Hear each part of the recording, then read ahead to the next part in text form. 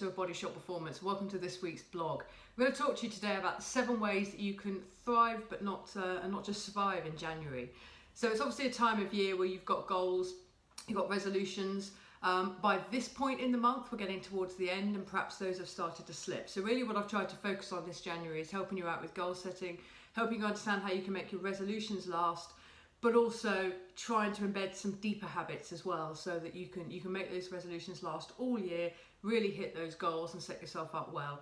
And January's a funny time, isn't it? You know, the weather isn't great, we've come from Christmas, we've all had a bit of time off, and now boom, you're back in the flow of things. Some people find that really invigorating and inspiring, and others get the kind of January blues and the infamous Blue Monday that we've just had.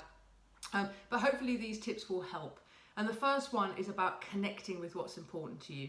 And I think I encouraged you, if you've been following this sequence of blogs and videos, to do that over Christmas. Really connect with what's important to you. And don't be glib about that either. Just think, well, this is important, that's important. Actually sit and deeply reflect over what is actually important to you. And then have a look at your schedule. And does your schedule reflect that? I heard a great quote the other day, you tell me your values and what's important to you, and I'll look at your bank account and I'll look at your diary and I'll tell you what's important to you. So I thought that was quite insightful, really. So it's worth thinking about what is really important to you. Are you actually prioritizing that and connecting with that? So that would be one tip. The second one is kind of linked with that. Prioritize everything that you have to do. So all the actions and the to-dos that you have. And then rank them high value, so very, very important, pays the bills, pays the mortgage. Low value, so it isn't as valuable, but it's still important. And then look at how you're spending your time. Are you spending a lot of your time down here in the lower value stuff? Or are you spending your time in the higher value stuff, but it doesn't need to be you?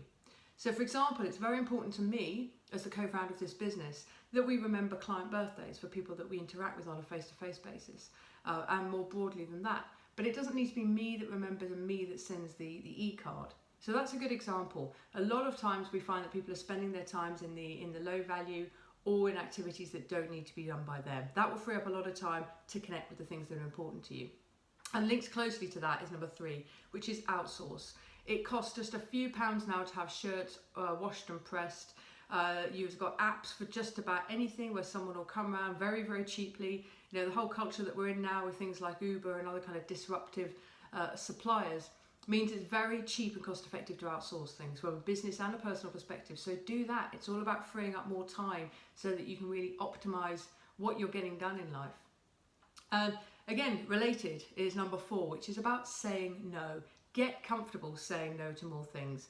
I used to be terrible at saying yes to lots of things and then wishing I hadn't and finding ways I can extrapolate or going to things I didn't want to go to. I'm much better now about being really protective over my time. So get comfortable saying no. If you're reluctant to do it, try just saying no to a couple of things a week and build up from there until you're really ring fencing your personal time.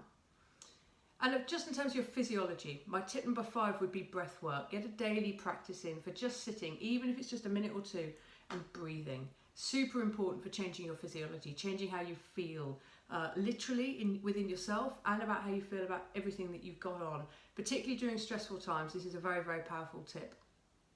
Number 6 is disconnecting from technology. Anyone who follows our work will know that we talk a lot about disconnect and reconnect.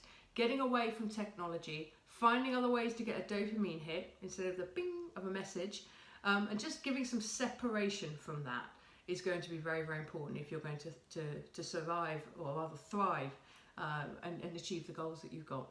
And the last one is again on that theme of physiology and recovery. Treat the bedroom as a recovery room. So clear it out of any sort of trinkets or distractions and see that place purely as somewhere you go to rest. Have a discipline around bedtimes and a discipline in the morning as well. How you bookend your day, so the beginning and the end, is very, very important for what goes on in that day.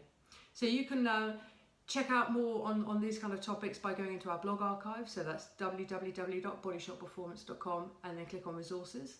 And as ever, you can communicate with us if you have feedback. We've got some decent questions from the last blog, so keep them coming. I'm Leanne, Leanne, @bodyshotperformance.com. That's it from me. I'll see you next week.